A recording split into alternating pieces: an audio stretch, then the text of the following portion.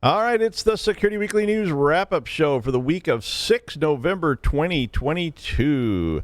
We've got Twitlegit, Liability, Venus, Steganography, C++, Death Knell, the EU or EC, CISA, and all the show wrap-ups on this edition of the Security Weekly News. This is Security Weekly, for security professionals, by security professionals.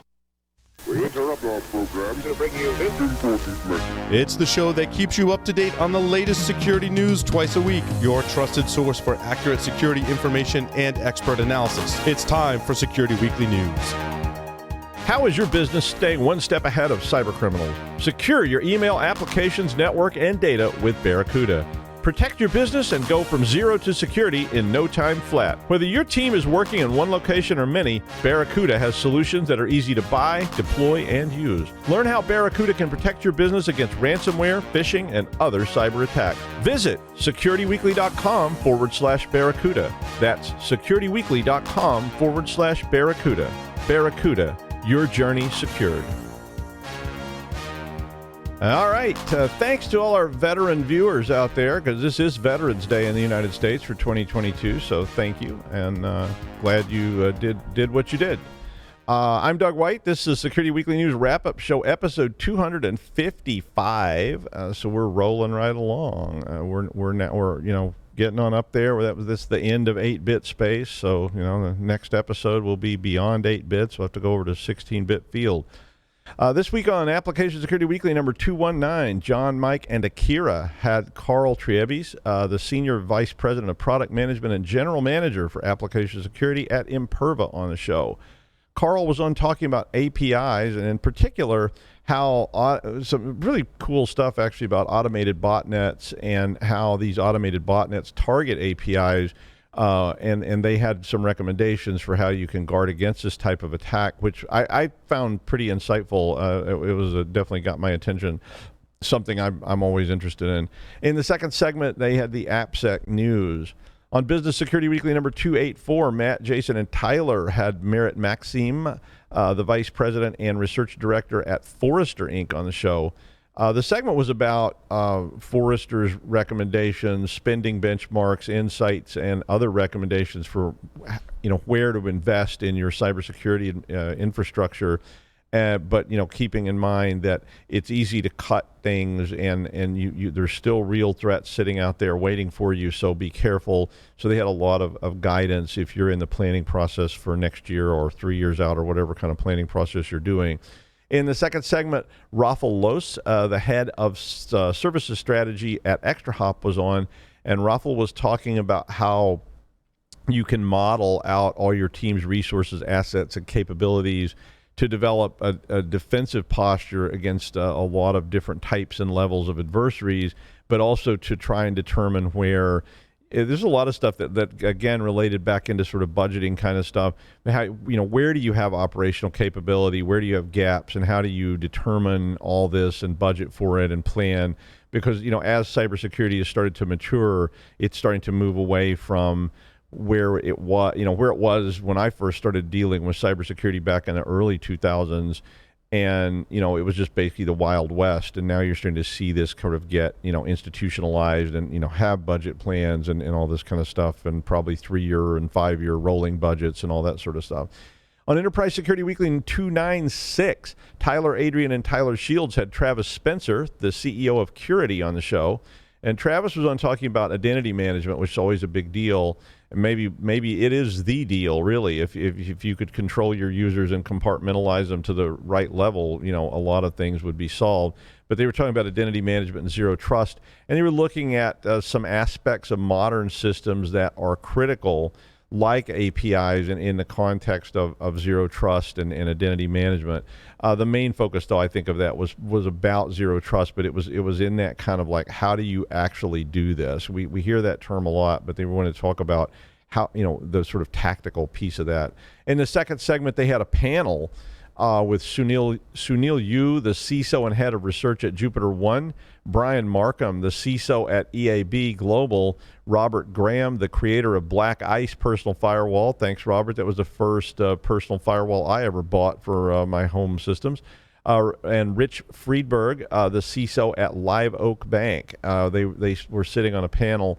The topic of the panel was the sad story of Joe Sullivan and how that has had a real impact on the CISO community. They were mostly talking about how Joe Sullivan at Uber was sort of the person who took the fall for all the problems there, and everybody else pled out, and basically, took the deal from the government, and Joe got left holding the bag when the music stopped, to mix a whole bunch of metaphors there. In the third segment, so they actually had two whole segments of that panel, so it was pretty interesting panel to tune into. On the Security Weekly News number 254, Jason talked about a cool drone that allegedly can see through walls using Wi-Fi, so it was a pretty interesting article that he had found. On Paul's Security Weekly number 763, Dan DeCloss, our friend, was the first guest. Dan is the founder and CEO of PlexTrack and was on talking about what it was talking about shifting left in pen testing. So we hear that term a lot in application development, but he was talking about shifting left in pen testing, what that means, and how to develop a threat-informed test plan. So pretty interesting. And of course, they had the security news in the second segment. So my threat of the week is going to be liability. And this story that I posted here was about Aveanna Healthcare in Georgia, which is based in Georgia, and they were working for the state of Massachusetts, and the Attorney General's office in Massachusetts has ordered them, and they agreed to it, to pay the state of Massachusetts $425,000 based on the Attorney General in Massachusetts' investigation into this business, which is a home health and hospice provider that found that the company failed to implement proper security measures, which led to a phishing data breach in 2019. So this was apparently a pretty big deal with a lot of these people who were using home health care and hospice. And having dealt with that recently, the medical providers collect a lot of information about their customers. The agreement that they made also included requirements that the provider develop, implement, and maintain a security program with very specific requirements laid out, which includes phishing protection tools, multi-factor authentication, and intrusion detection. So right up front, it sounds like you're having to order them to do this stuff? Really? I mean, it doesn't shock me a bit. I mean, I've consulted for companies that call me and they're like, so what is multi-factor? Do we need a firewall? Like, is it a bad thing that everybody in the company uses the same password and the password is TOOR, T-O-O-R? You get those calls and you just kind of can't believe it, because we spend a lot of time looking at security here and we spend a lot of time talking about it. And we know that there's all this guidance and whether it's the CISA hardening guides or it's MITRE or CISA or whatever you're using. And then you just continually run into companies who actually not only don't have the things that are recommended, they don't have the basics going on. And it's rather shocking. It kind of translates back into saying, here's a company that doesn't follow OSHA guidelines, and that's why people are getting hurt. Apparently, they were also required to do a better job on training employees and so forth. And so all this started when Aveanna disclosed in February of 2020 that they had been breached and more than 166,077, more than, it's a very specific number to say more than, but 166,077 patients were compromised. And of course, these are people that probably can't just run out and change all their bank account numbers and everything else. So it's really frustrating when people who are on hospice and on home health care, because when my friend Lou was on home health care and he had caregivers coming in, it wasn't from Aveanna, but if the company sends you one of those pathetic letters and says you need to go change all your bank account numbers, he wasn't really able to do that. The story does say that only 4,000 of these, and it was kind of what caught my eye, there's only 4,000 that people were actually in Massachusetts, but the Massachusetts Attorney General's office decided, hey, we're going to do something about this. So this seems like maybe it's the beginning stages of some sort of sea change in the nature of cybersecurity accountability. I mean, when I first started in cybersecurity, it was Wild West, right? I mean, back in the 80s, it was just fend for yourself. I mean, you either defend yourself or somebody named Captain Howdy just takes you out. And, and you couldn't call the police or the FBI or anybody else, and there were no cybersecurity experts. It was all on, you're the network administrator, you're the mainframe administrator.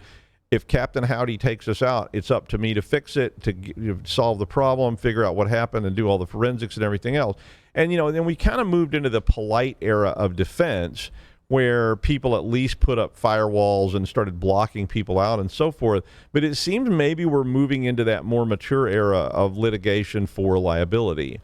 I mean, and I called that a threat. I mean, I think it's a good thing, but it's also a threat to companies. So if you're a company that doesn't do these things, or your upper management won't allow you to do these things or give you the budget to do these things, that sort of maturation moving into an era of litigation may be the driving force that changes some of that.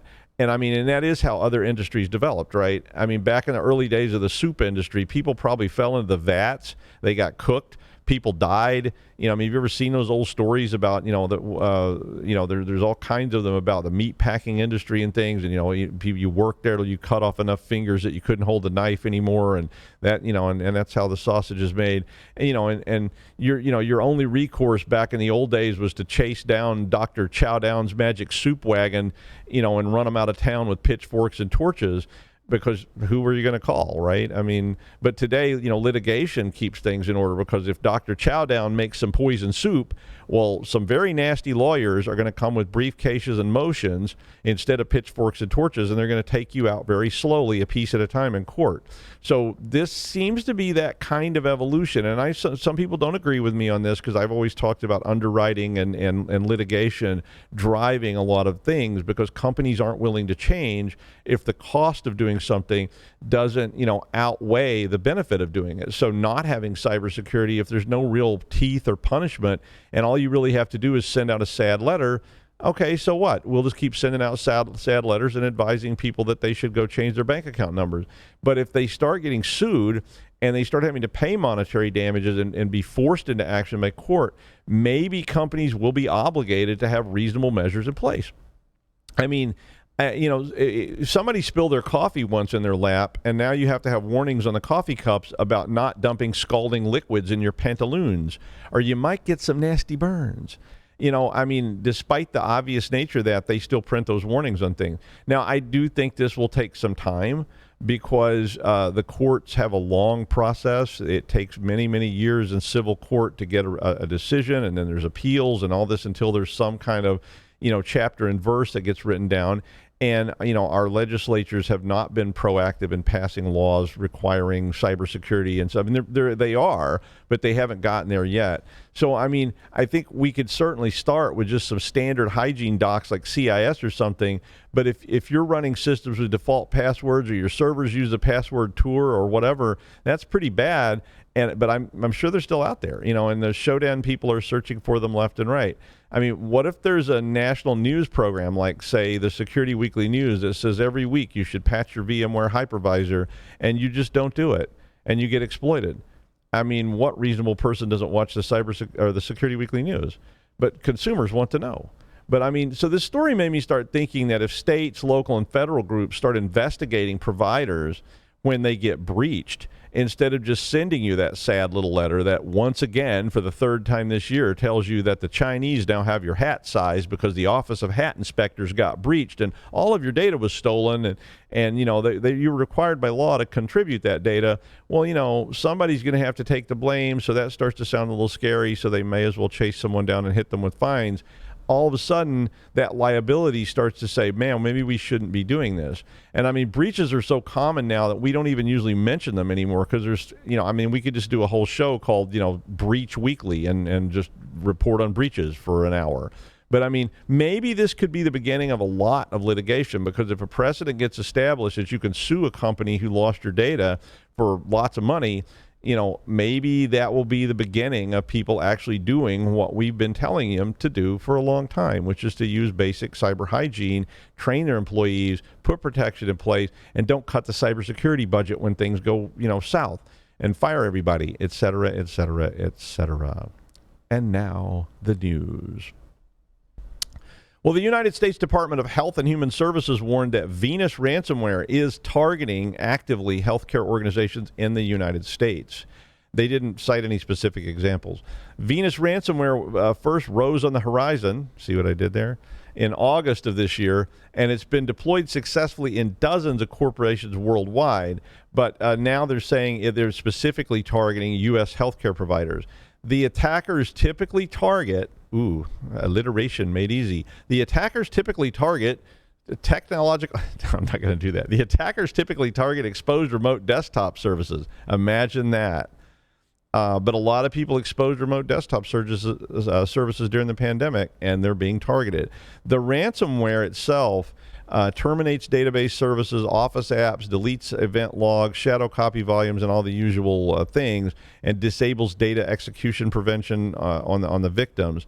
So I think the overall message here is don't expose remote desktops. And if you're in the healthcare industry in particular, whether you're in the U.S. or not, that has been heavily targeted. And I'll just add a caveat or an additional advisory to this. If you're in the education industry, they are also being heavily targeted, not necessarily by this particular ransomware, but by ransomware companies. So, start thinking about and planning and rehearsing and testing your response, because when you get hit, and I'm going to say you will get hit, you need to be ready and know what you're going to do, or you're going to be in a big jam. And maybe that liability thing that we were just talking about may come home to roost on you as well, because all it's going to take at a hospital is for somebody not to be able to be treated because they were down from ransomware, and that may result in massive liability. So then the lawyers are going to come with their pitchforks and torches.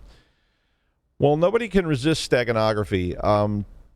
When I used to teach forensics boot camps, that was probably the most anticipated topic. I mean, strangely enough, most of us know what steganography is and what it can and can't do, but I used to always get students coming up and go, "We're going to talk about steganography, right?" And I was like, "Well, yeah, we're going to talk about it, but I've never really seen a case. I'm not saying it's not, but back then I was like, I've never really seen a forensics case where steganography was detected, and I know that we have cases, but I just didn't see any, but it was just something everybody was into.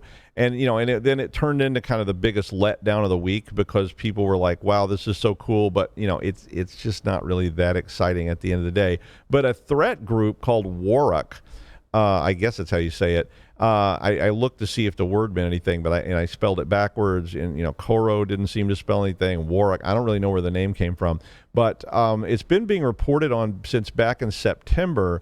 And apparently now Warwick is hiding malware in PNG images, and which actually makes some sense to me.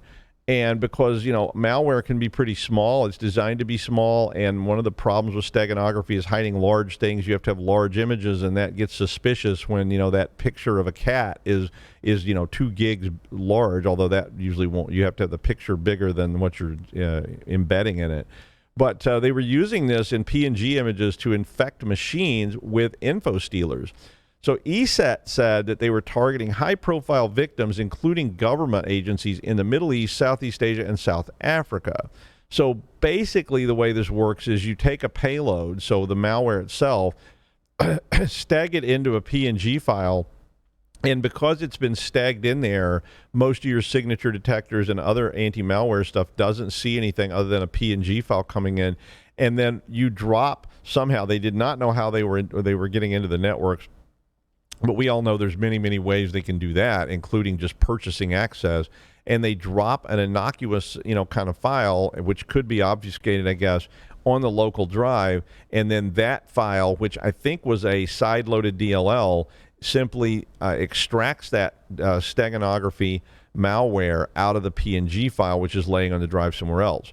And of course, if you don't remember, steganography is basically where we take a photographic file, we use unused bits in the file. So those graphic files have a lot of bits that don't really do much.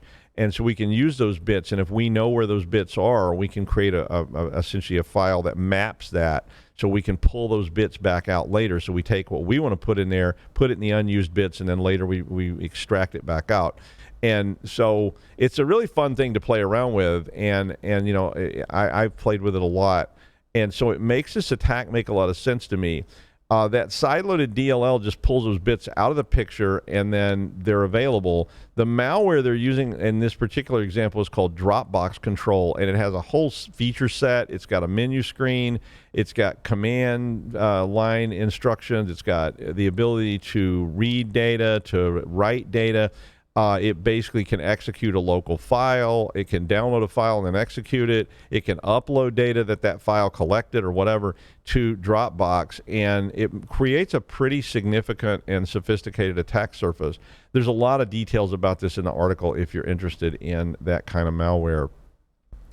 Delanea reported 80% of companies in a survey they did had to use their cyber insurance.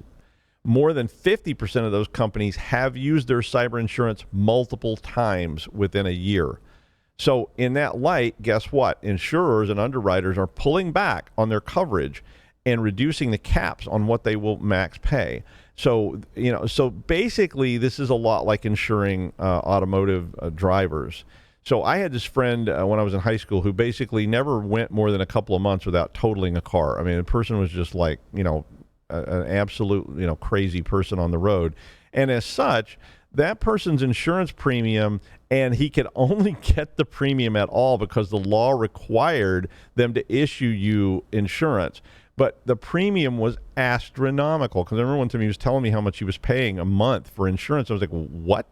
And I was like, I pay $150 a month. And he was like, oh yeah, I pay like $1,200 a month. Or it was actually more than that, I think. And that was a long time ago. But, when people started insuring for cyber, they didn't even really consider that whole model. They didn't think that companies that had terrible cyber hygiene and so forth should pay a penalty for their terrible cyber practices.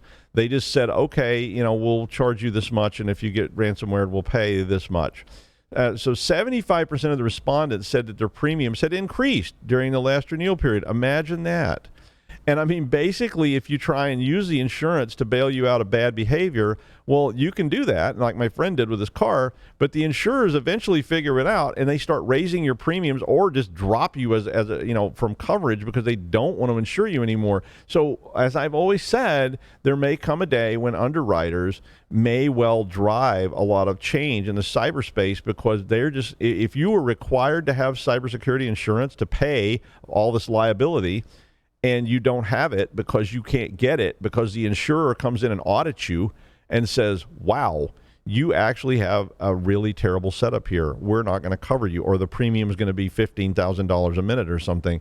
Companies would start fixing it. So, I mean, some people don't agree with me on that, but, and a lot of people don't want more legislation, but I'm telling you. The NSA released guidance which encourages organizations to shift programming languages away from C and C++ to memory-safe choices like C#, Rust, Go, Java, Ruby, or Swift. Wow. I saw this. I mean, it is more than a condemnation of it's more of a condemnation of programmers, though, than of C and C++, because C and C++ will allow you to do whatever you want. I mean, you can do literally just about anything with C and C++, and you can, of course, do it badly. I mean, because it doesn't really restrict you from being a lousy programmer or an insecure programmer or whatever. And, and a lot of people don't do memory management. And if you do C and C++, you've got to do memory management and testing for memory management. I mean, you want buffer overflows? This is how you get buffer overflows. And C and C++ are the most powerful and versatile languages, and I'm not going to get an argument about it because all these other languages are awesome too. I just, but C and C++ are super, super powerful and versatile, but bad programmers can then easily leave a lot of holes in the code. All these other languages that we mentioned there have compile time or runtime checks that actually identify memory vulnerabilities before the code is in production. So, excuse me. Rust users have tripled between Q1 of 2020 and Q1 of 2022. So in just 2 years, the number of people using Rust have really gone up per a Slashdata study. Mark Russinovich, the CTO at Microsoft that I interviewed a few years ago, said that back in September, he announced it was time to halt development in C and C++ and that he would bias towards Rust. Now, I hate that poor old C is getting dumped because people suck, but it's true. I mean, excuse me. The European Commission proposed a new cyber defense policy on Thursday in response to what they described as, quote, Europe's deteriorating security environment. Basically, this occurred since the illegal invasion of the Ukraine by Russia earlier this year. The commission called on member states to significantly increase investments in cybersecurity capabilities, boost defense partnerships, threat intel sharing, and cooperation between military, law enforcement, and private industry InfoSec professionals. Wow, wouldn't that be something to see? I mean, I do think this is a great step forward. The Commission will establish an EU Cyber Defense Coordination Center, encourage more participation in the military computer emergency response teams, and try to develop something similar on the civilian side for cyber incidents. A statement said, quote, cyber is the new domain in warfare. And I think the Ukraine invasion showed that. The European Commission is the executive branch of the 27 member states in the European Union. So, yeah, that's an interesting development. So you might want to think about startups for that.